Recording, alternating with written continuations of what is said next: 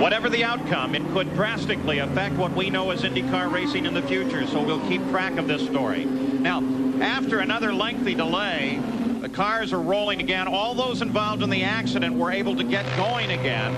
You can see the circuit has dried, but you can also see on Mansell's car there that there's rain tires. So the expectation is that they will start, do a lap, and then everyone will head into the pits. But Michael's rolling well out in front. Well, he certainly is. He wasn't going to let Nigel jump him like he did the last time. He's getting ready for it. And then Nigel, of all things, has slowed way down almost to the point of making Michael wonder what's happening. At the head of the pit straight, the field comes down again. Johnny Rutherford drives the pace car, pulls it for the pit area.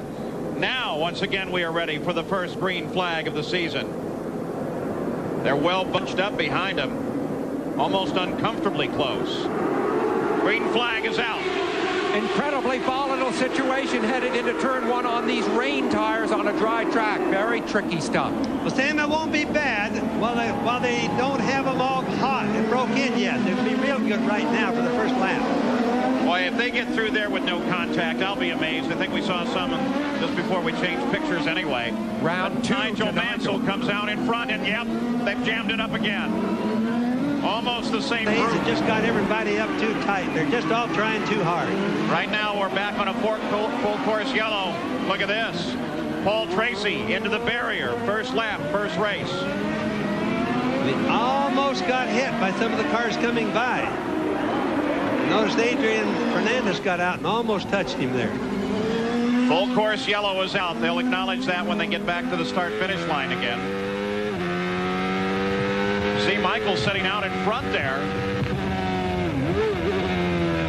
He got past Nigel Mansell.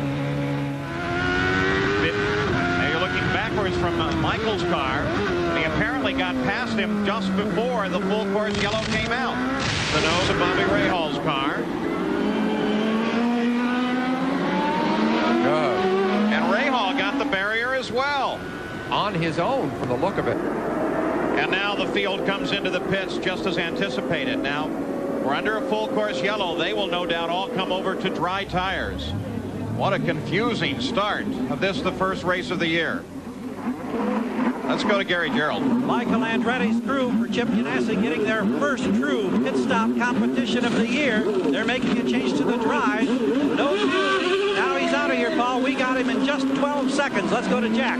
Well, Nigel Mansell had to light up the tires, and he almost stalled the car, Gary, as he completed his 4-tire change. He is on slicks also.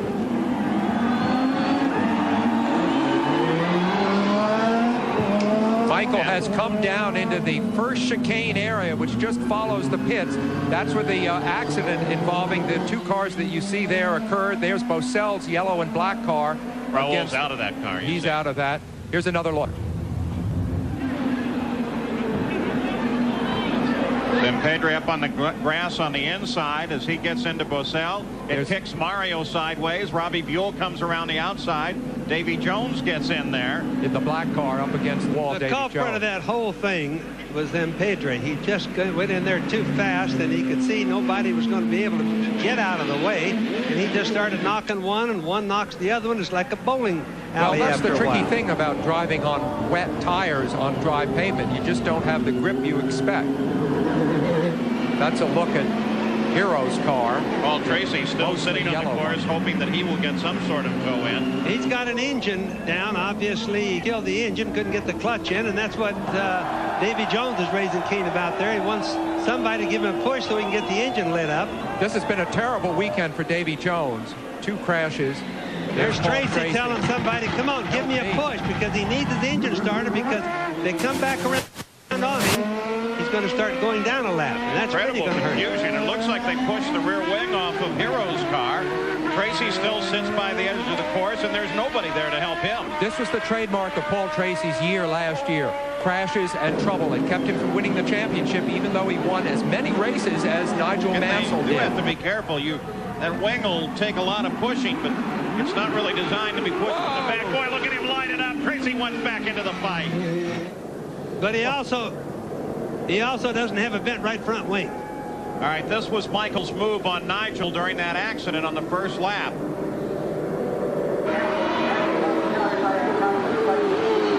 Wow. Right the outside of him. When you think Fine by now, he's on the curb. Bobby, think what this means for the season. Nigel was passed how many times last year? Not very often. Well, Sammy was passed on the outside. That's what was really a good pass. So Paul Tracy tries to catch up with the rest of the field so that he can get back into the fight, while Michael Andretti has the lead on a very confused and heavily delayed start here at Surfers Paradise Racing once again. Single file this time. Should be a little safer going into the first chicane. Fittipaldi closes in. Robbie Gordon begins to attack at the back of Mansell.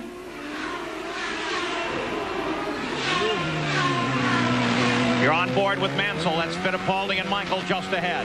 You notice on the start that Michael really tried to get a jump on him. He realizes that if they can't get away and get past the start of this race, they're not going to have a very long race. So he tried extra hard and he made it. Number 9 car, that's Robbie Gordon.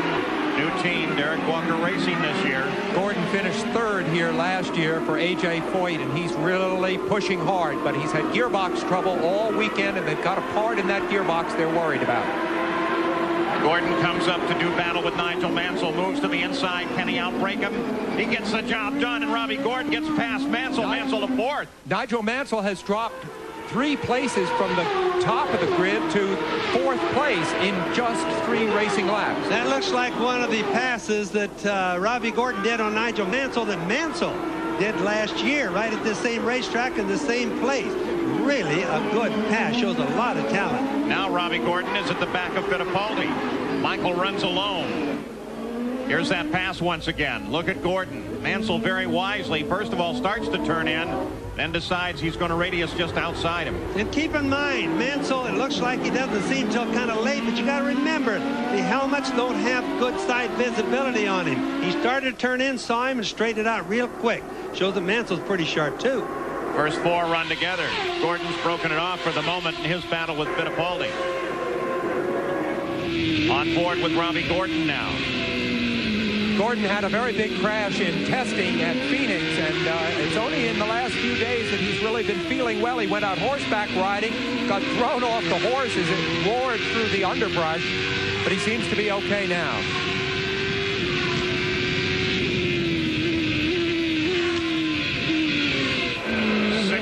Into the record book, a 65-lap race here in Australia as Robbie Gordon continues to chase down Emerson Fittipaldi just ahead. The angry clouds you see sit out over the Pacific on the eastern side of the track. They're headed north here now. Robbie Gordon is adapted to this racetrack very well. That's him right there in the Cummins car, the Valvoline.